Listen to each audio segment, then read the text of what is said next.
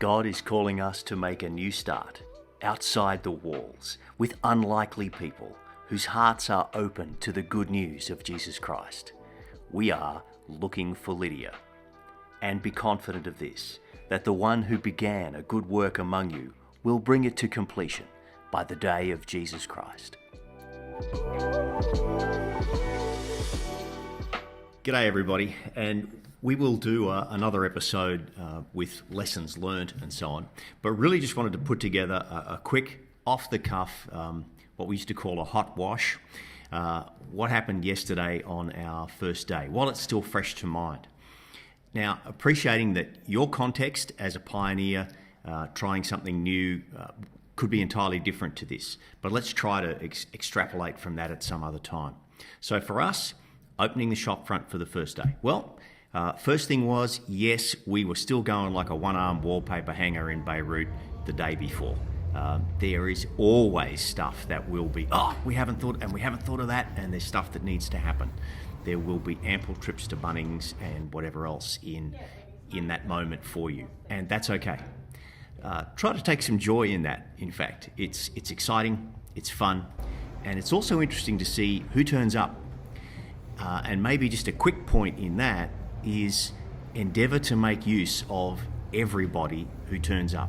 Not use in that sense of using them, but if you've got a 13-year-old who turns up and says, "What can I do to help?" make sure you find something for him to do to help. He wants to be there. That's the enthusiasm that will still be with you in however long this season lasts. So all that stuff going on. And within that too, perhaps, is a question of who turns up with the skills that you need, and you might be really surprised. We have been amazed by who has walked in and said, "Look, I don't know that I'm any good at talking to people about Jesus, but I know how to use a hammer drill, and that's a concrete wall." That sort of stuff, right? So there was that. So Sunday morning, and as you know, this particular thing, the shop front that we're opening as a community space, is right in the main street, and on Sunday morning there are markets. So I arrived here at about 8:15, and I was still trying to set things up when through the door walks the first of three stall holders. Christian guy who says, "We've been praying that God would bring something into this space. Because it's our business, we don't get to be part of a church on Sunday morning. And we often feel like we are in a place of some spiritual conflict. You know, the stall next door to us is selling Ouija boards and stuff like that, and he runs a dress thing. Would you pray for us? I'll go and get my wife."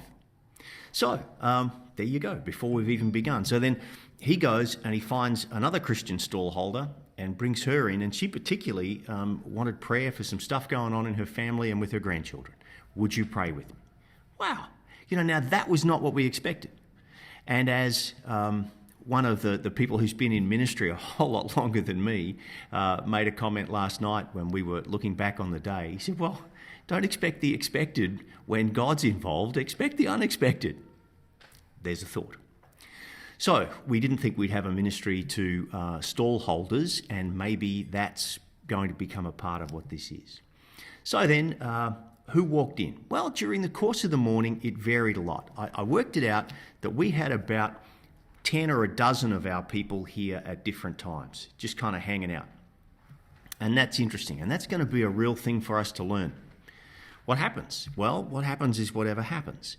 So, for instance, my mate with the hammer drill, who says I'm not much good talking about Jesus, ends up having a 15-minute conversation with a fellow who'd walked in the day before while we were still preparing. Just had a look around and left. He came back in, sat down, and they just had a yarn. Got to know each other for 15 minutes. There you go. We've had a couple of families and a couple of couples come in. Over in the corner there, we've got a stand for Destiny Rescue. They actually did pretty well. So we've got some fair trade jewellery and things there.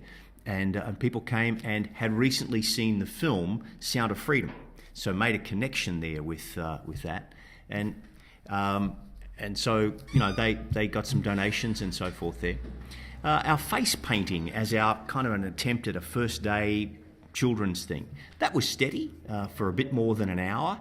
And one of the things we learned in that was go out onto the footpath, and whether or not we had council permission, No, I'm not too sure about that. But anyway, our face painter who donated her time. That led to some good conversations with local people more than tourists. And this is a tourist town. So folks there saying, well, so what is this space going to be? And nearly everybody made the connection and didn't seem to have a problem. So this is actually a church initiative. You guys are a church. Yep, that's us. Okay.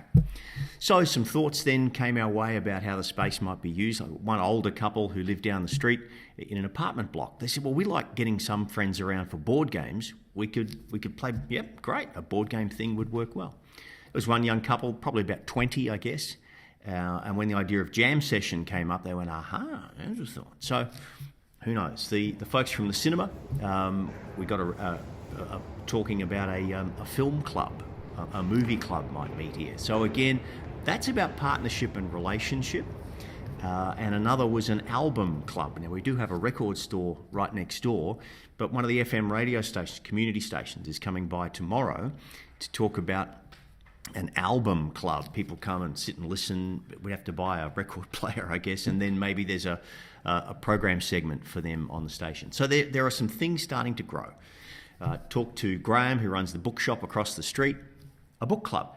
This could be a venue for him. He gets authors signing, but he doesn't have a lot of space in his bookshop. So those kind of things. We also had to deal with a couple of really... It's interesting, the variation.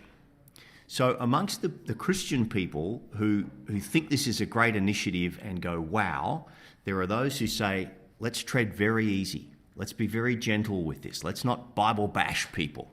That's going to put people off.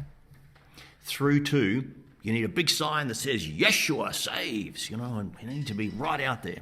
And in that, you get some challenging conversations.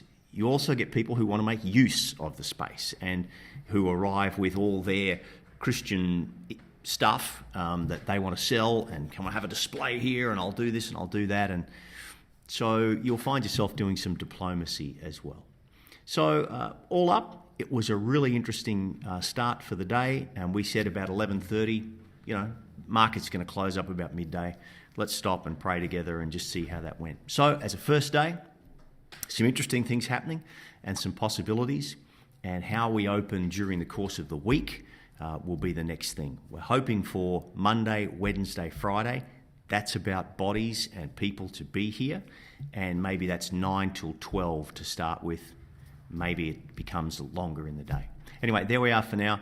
And as I say, we'll do some lessons learned and reflect on that through the Bible passage a bit more in another episode. Thanks.